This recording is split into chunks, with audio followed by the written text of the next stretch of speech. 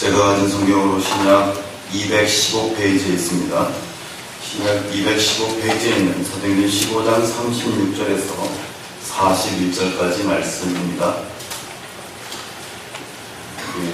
함께 찾으신 줄 알고 천천히 같이 한 목소리로 봉독하겠습니다.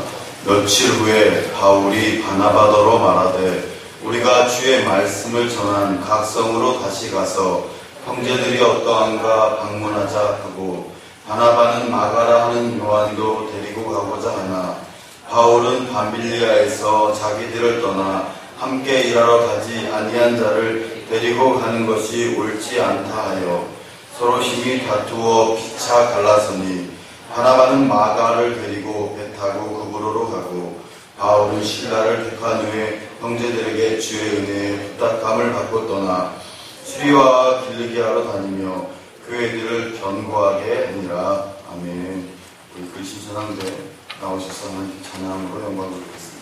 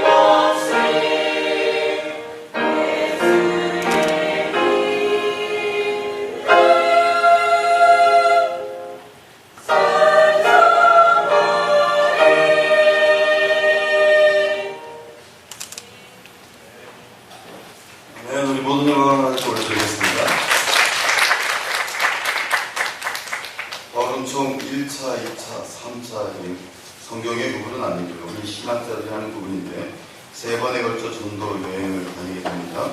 1차 선교 여행이 마무리되어 있는 시점이 오늘 말씀의 시점이고요. 1차 전도 여행을 통해서 어느 정도 선교의 연회들이 맺어갈 즈음에 이 바울과 바나바를 파송했던 안디옥 교회 또한 이 바울과 바나바가 선교를 돌아보니까 선교의 여정들을 마쳐 돌아보니까 안디옥 교회 또한 많이 부흥하여 있고 생명의 운동력이 왕성하여져 있는 것들을 보았습니다. 그 부흥 뒤에 역시나 사단은 사람들의 마음을 내버려두지 않고 문제 하나를 등장시키는데요.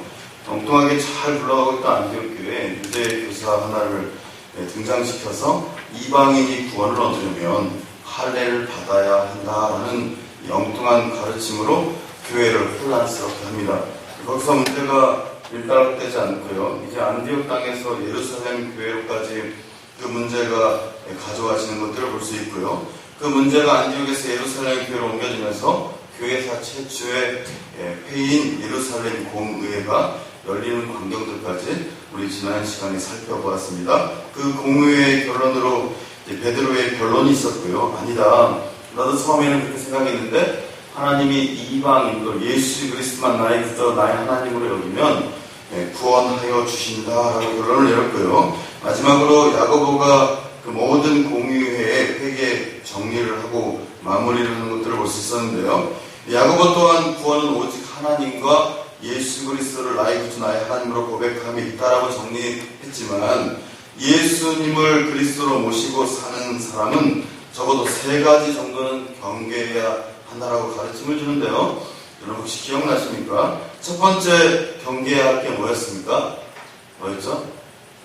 우상의 더러운 것을 멀리하는 것, 즉 우상의 재물을 멀리하는 것, 즉 우상에게 드려졌던 우상에게 경배되었던 것들을 다시 믿는 성도가 취하는 것들을 멀리하라, 경계해라 말했고요. 두 번째는 음행, 즉 음란함을 멀리하라고 말하였습니다. 왜냐하면 대부분의 음란함이 이겨도 우상 숭배에서 오는 것들이었기 때문입니다. 세 번째는 목매어 죽인 것과 피를 멀리하라고 말하면서 이방인들도 한 형제 자매로 유대인들과 한 형제 자매로 받아들여졌지만 유대인들이 철저하게 그동안 지켰던 이 정욕의 생활들을 이방인들도 영위해갈 필요가 있다라고 말하면서 예수 그리스도를 통해 구원 얻는 것들이 사실이지만 믿는 사람이라면 적어도 3가지 정도는 꼭 경배하고 살아야 된다 말하면서 우리에게도 이러한 가르침들을 주고 있었던 것까지 지난 시간 살펴보았습니다. 여러분 기억이 좀 나세요?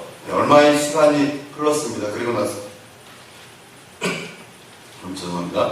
나서 얼마의 시간이 흘렀습니다. 어느 한 날입니다. 바울이 바나바에게 제안합니다. 시기적으로 보면 지금은 1차 선교여행이 끝나고 2차 선교여행이 시작되기 전에 안식년이라고 할 수도 있고 안식기라고 할 수 있는 그 시간들이기 때문에 아마도 그들이 영적으로나 육적으로 어느 정도 회복이 되었다 생각했던 것 같습니다. 어느 한 날 바울이 바나바에게 제안을 합니다. 그것이 오늘 본문이 시작되는 36절의 말씀입니다. 여러분 다시 한번 36절을 보도록 하겠습니다. 며칠 후에 바울이 바나바더러 말하되 우리가 주의 말씀을 전한 각 성으로 다시 가서 형제들이 어떠한가 방문하자 하고 라고 해서 바울이 바나바더러 제안하고 있는 내용들이 나오는데요.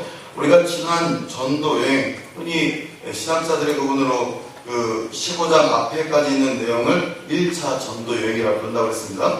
그 전도여행을 통해 복음을 전한 그 사람들과 각 성들로 다시금 가서 그 사람들이 얼마나 성장하고 있는지도 보고 그 사람들을 위로도 하고 우리가 문제가 있어서 쫓겨난 성들도 있으니까 그 남아있는 사람들이 얼마나 신앙을 지키고 있는지 그들의 상황과 형편도 살펴보는 것이 어떻겠습니까? 라고 바울이 제안하고 있는 것입니다. 그 제안에 바나바도 흔쾌히 동의하였던 것 같습니다. 그리고 바나바가 그 제안에 한 가지 제안을 덧붙이는데요. 그것이 오늘 본문의 37절 말씀입니다. 같이 한번 한 목소리로 읽도록 하겠습니다. 바나바는 마가라 하는 요한도 데리고 가고자 하나 라고 말하면서 바울 너의 제안 참으로 좋다. 여러분 기억할지 모르겠지만 바나바가 바울보다 상당히 연장자예요. 훨씬. 그래서 아버지 걸 냈던 것 같아요. 이 과거의 기록에 보면요. 이 바나바를 제우스라 하고 이 바울을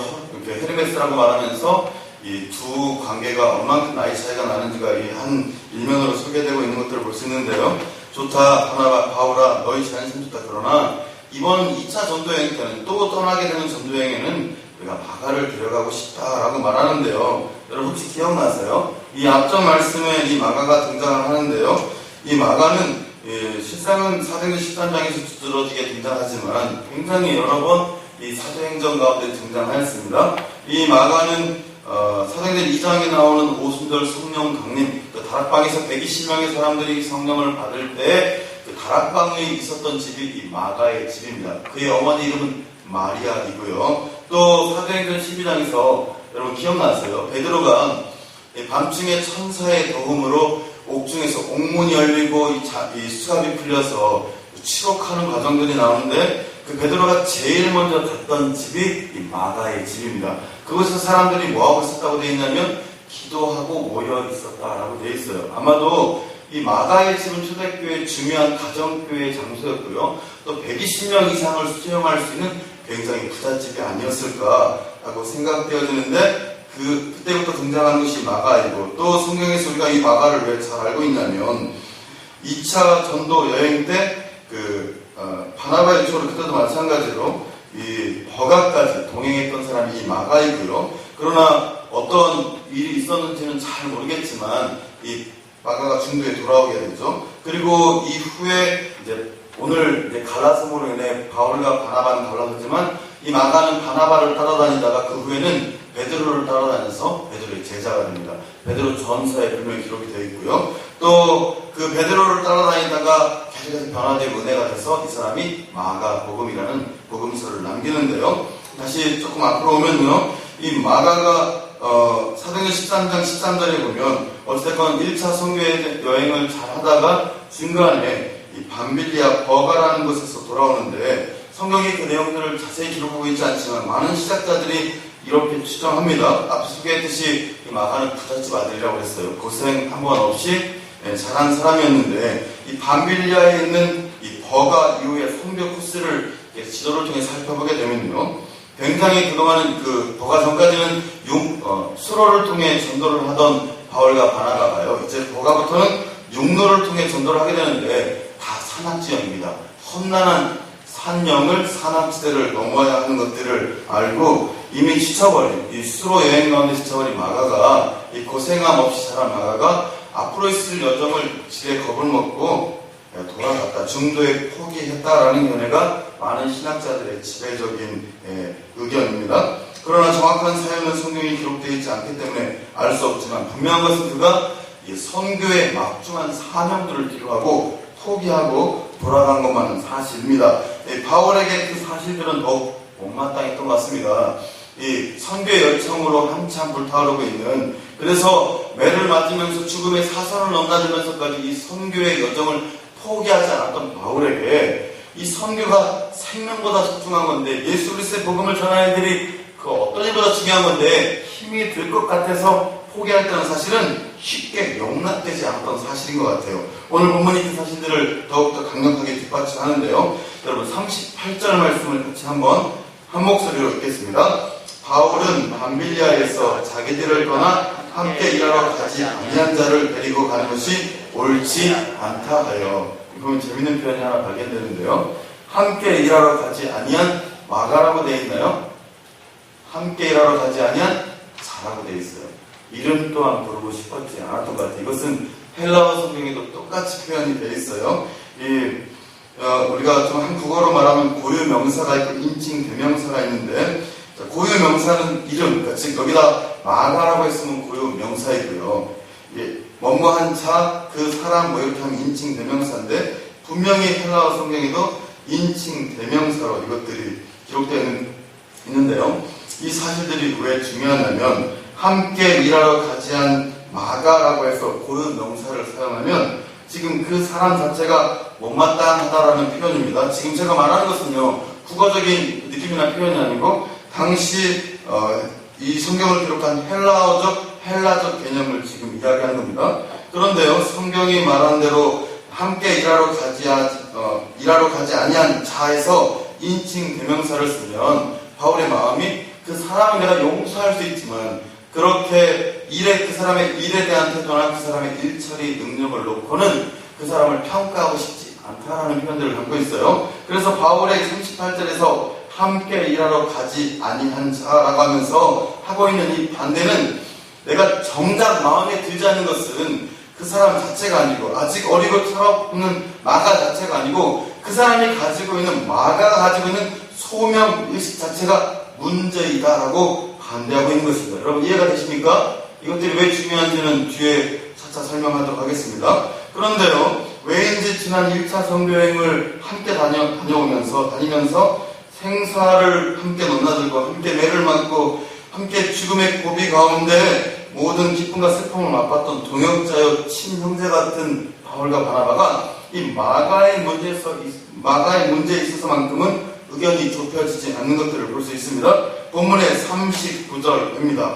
서로 힘이 다투어 피차 갈라서니 바나바는 마가를 데리고 배 타고 구브로로 가고 라고 해서요. 성경이 짤막한 기록으로 기록하고 있지만 서로 힘이 다투었다. 그들의 다툼이 결국 가볍지 않았다. 이 원어 성경에 보면 좀 더 구체적으로 알 수 있는데요. 이 원어 성경의 단어를 그대로 표현하면 피를 튀기고 싸웠다라고까지 표현되어 있어요. 이 문제 가운데 그들이 얼만큼 논쟁하고 분노하고 참지 못했던지가 여실히 드러나는데요. 결국 이 다툼으로 인해 이제 이 두 사람은 오늘 설교의 제목처럼 갈라서게 됩니다. 완전히 갈라서게 되는 것들을 볼 수 있습니다. 이것이 오늘 본문의 사건의 개요이고요. 전말입니다. 그러면 이런 싸워서 갈라진 이 덕이 하나도 되지 않는 이 문제까지 굳이 성경이 기록한 이유가 뭘까를 통해 우리는 오늘 은혜를 나눌 텐데요. 의문이었어요. 신학을 공부하기 전에요. 왜 이런 쓸데없는 기록들을 해서 은혜가 하나도 되지 않는 기록들을 성경이 굳이 남겨놔서 혼란스럽게 할까라는 의문이 있었는데요. 이 싸움에 담겨있는 진의들을 살펴보면요. 이 말씀을 기록할 수밖에 없었다는 것들을 발견하게 되는데요. 왜 성경이 이렇게 덕이 되지 않는 문제를 기록했나? 첫 번째 이유는요. 자, 이 2차 선교 여행이 이 전도의 계획들이 어떻게 이루어지고 있는가를 살펴볼 때 이 문제에 대해서 우리가 다른 방향으로 접근을 할 수 있습니다. 13장과 14장에서의 내용과 마찬가지로요. 오늘 본문의 후미부터 이제 2차 전도여행이 시작되는데요. 13장, 14장은 1차 전도여행을 소개하고 있어요. 선교가 목적입니다. 우리가 여행이라 지칭하지만 그 모든 여정은 선교가 목적입니다. 2차 이들이 지금 오늘 논의하고 있는 이 싸움 전에 논의하고 있는 이 선교 여행도 전도 여행도 선교가 목적입니다. 그런데요, 1차 전도 여행과 선교 여행과 다른 명확한 차이 하나가 오늘 본문이 15장 36절부터 두드러지게 나오는 것들을 볼 수 있는데, 첫 번째는 이 계획의 주체가 바뀌어 있음을 발견하게 됩니다. 무슨 이야기냐면요, 자, 오늘 본문에 보면요, 1차 전도 여행을 마치고 이 안식기를 취하고 난 후에 어느 정도 영적으로 육적으로 회복된 바울과 바나바가 오늘 본문에 보면 선교 여행을 누가 제안하고 있습니까? 먼저 제안한 사람은 누구예요? 바울이에요. 그리고 나서 누가 의견을 보태고 있습니까? 바나바가 의견을 보태고 있어요. 자, 그리고 누구를 데려갈 건지 이 사람을 선정하는 과정들을 누가 하고 있어요? 누가 하고 있어요? 바울과 바나바가. 그러면 이름은 좀 다르지만 지금 이 선교 여행을 계획하는 주체는 누구예요? 사람이에요. 사람. 1차 때와는 너무도 확연한 차이를 보이는 것들을 볼 수 있는데, 여러분 오늘 본문에 있는 15장 약간 앞에를 넘겼어요. 13장 1절부터 4절까지 말씀을 보겠습니다. 사도행전 13장 1절에서 4절입니다. 제가 여러분들을 대신해서 읽어드리도록 하겠습니다. 여러분 찾으셨나요? 예, 여러분 눈으로 따라 주시고요. 안디옥 교회에 선지자들과 교사들이 있으니 꼭 바나바와 니게르라 하는 시몬과 구레네 사람 누기와 분봉과 게로스의 젖동생 마나인과 및 사울이라. 주를 섬겨 금식할 때에 성령이 이르시되 내가 불러 시키는 일을 위하여 바나바와 사울을 따로 세우라 하시니 이에 금식하며 기도하고 두 사람에게 안수하여 보내니라. 두 사람이 성령의 보내심을 받아 실루기아에 내려가 거기서 배 타고 구브로에 가서라고. 제가 약간 드라마틱하게 읽었죠. 캐치가 됐나요, 여러분? 약간의 억양을 달리해서 읽었는데요. 자, 보세요. 우리가 놓치지 않기 원하는 단어는요. 안디옥 교회 지도자들이 소개되고 있어요. 교사급의 사람들, 바나바와 니게르라는 시몬과 쭉쭉쭉 소개되고 있고요. 그 사람들이 모여서 이제 어떠할 때 성령이 말씀하세요? 금식할 때 그들의 기득권을 내려놓고 그들의 생각과 그들의 주체를 내려놓고 금식할 때. 금식은 이 13장 강의 때도 말씀드렸지만 자기의 생각이 없다는 것들을 고백하고 내가 할 수 있는 일이 아무것도 없습니다. 주님이 하셔야만 합니다라고 고백하는 것이 금식입니다. 단순히 밥을 굶는 행동이 금식이 아니에요. 그러할 때 그 교회의 지도자들이 모여서 주님, 모든 것의 주관자가 하나님이십니다 라고 엎드려 고민하고 기도할 때 성령께서 말씀하십니다. 내가 불러 시키는 일을 위하여 바나바와 사울을 따로 세우라. 지금 사람을 선정하고 있는 분이 누구십니까? 성령님이세요. 하나님 자체요. 자, 2차 선교 여행의 시작에 사람을 선정하고 있는 사람이 누구예요? 바나바와 바울이었어요. 마가를 데려가자? 아니다.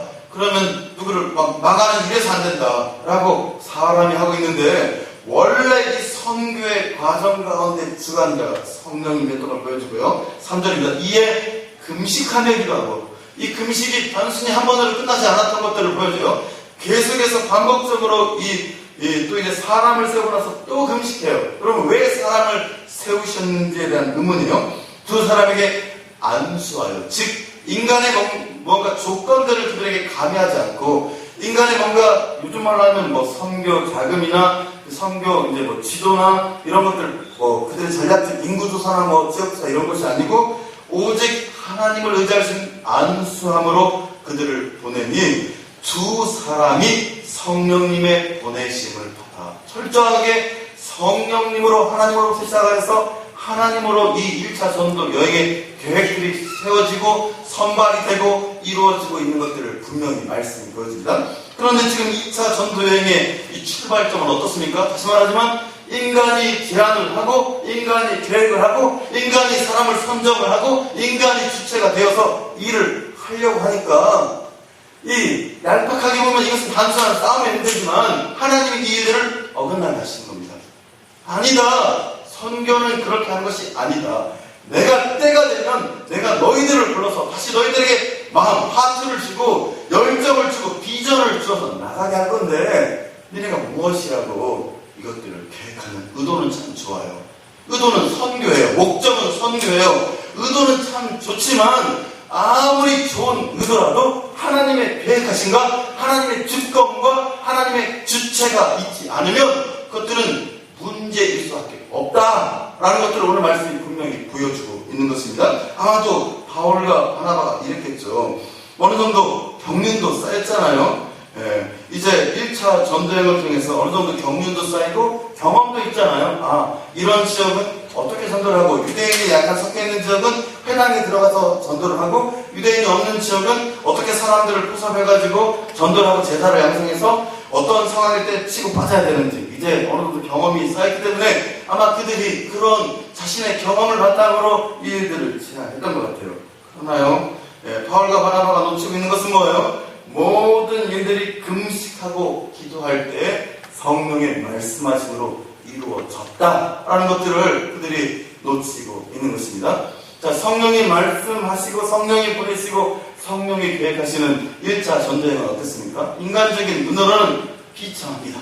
가는 데마다 쫓김을 당하고 매를 맞고 신고를 당하고 많은 사람들의 비난과 비판을 받는 인간적인 눈으로 비참하지만, 후에 이 바울이 바나바가 걸어온 그 여정들 가운데 교회가 세워지고 하나님 나라가 확장되는 것들을 이제 사도행전을 넘어 그 후에 나오는 서신서들을 통해 서신에 등장하는 에베소, 빌립보 이런 이름들이 다 전도 여행 때 세워진 가정교회들부터 시작된 교회들이거든요. 어떤 열매를 맺는지 인간적인 눈으로 비참하지만 성령님이 하셨기 때문에 당장 결과가 나오지 않지만 그 일들이 어떤 아름다운 열매로 바뀌어지는지가 여실히 드러납니다. 잊지 않기를 원합니다. 아무리 좋은 의도라도 우리는 단지 도구인 것들을, 아무리 선한 목적이라도 하나님의 진리를 벗어난다면, 그것들이 아무리 값진 하나님의 일일지라도 하나님의 계획하심을 벗어난다면 그것은 하나님이 용납하지 않는다는 것들을 여러분 잃어버리지 않기를 원해요. 우리 뜻대로 사는 것 같지만 다시금 여러분들에게 말씀드립니다. 여러분, 우리 힘으로 사는 것이 인생이 아니라 하나님을 신뢰하고 사는 것이 인생임을 잃어버리지 않기를 원합니다. 아멘입니까 여러분? 아멘? 혹시 에어컨 꺼져 있나요? 여러분, 예배당을 약간 서늘하게 해주세요. 자, 두 번째로, 굳이 싸워서 갈라진 이런 기록까지, 사건까지 성경이 기록한 두 번째 이유는요, 이제 이 사건 이후로 교회사의 선교의 패러다임이 바뀌어질 것들을 이미 예언하기 위해서 이 사건들이 쓰여 있습니다. 무슨 이야기냐면요. 자, 하나님의 선교의 계획하심은 이 유대 땅에만, 이스라엘 백성에만 묶여있는 것이 아니었습니다. 자, 그 증거가 뭐죠? 그 증거가 사도행전 1장 8절 말씀인데요. 오직 성령님이 너에게 임하시면 너희가 권능을 받고 유대와 온 예루살렘과 온 유대와 사마리아와 땅까지 이르러 내 증인이 되리라. 이것이 교회가 태동되기 이전부터 성령님의 선포하시겠어요. 성령님의 증언이었어요. 자, 예루살렘과 온 유대와 사마리아 땅끝까지 온 세계가 처음부터 하나님의 계획하신가 목적이었기 때문에 갈등이 조장되고 있고 싸움이 일어났지만 이방 선교의 전개가 이 일들을 통해서라도 이루어져야 하기 때문에 이 사건들이 일어나는데요. 한 예로요. 이 사건 이후로 자 그러면 이제 피를 튀기고 싸워서 갈라진 이 두 사람들의 사역이 다 멈춰져야 되는데 그렇지 않아요. 바울의 선교 사역은 2차, 3차를 넘어서 더욱더 왕성해지고 더욱더 많은 열매들을 맺게 되고요. 이제 이후로 바나바의 기록은 나오지 않지만 뒤에 서신서를 통해서 추정할 수 있는 것은 바나바 또한 한 사역을 이루어서 그 사역을 완성해 가는 것들을 볼 수 있어요. 물론 이 사도행전이 이방 선교를 중심으로 쓰여지다 보니까 이 바나바의 기록들을 생각했는데요. 그래서 어떤 사람들은 이 바나바가 중요하지 않은 것처럼 바나바가 실수한 것처럼 얘기하는 게 절대 그렇지 않아요. 바나바를 통해서도 사역의 열매들을 맺혀가는데 제가 좀 이따 마가를 더 설명하면서 설명해 드리겠습니다. 이 사건 이후로 선교가 중단되는 것이 아니라 이 이후의 선교는 더욱더 왕성해지는데요. 자, 이제 이후로 아까 말한 바나바 등장하지 않지만 베드로도 등장하지 않고 야고보도 등장하지 않아요.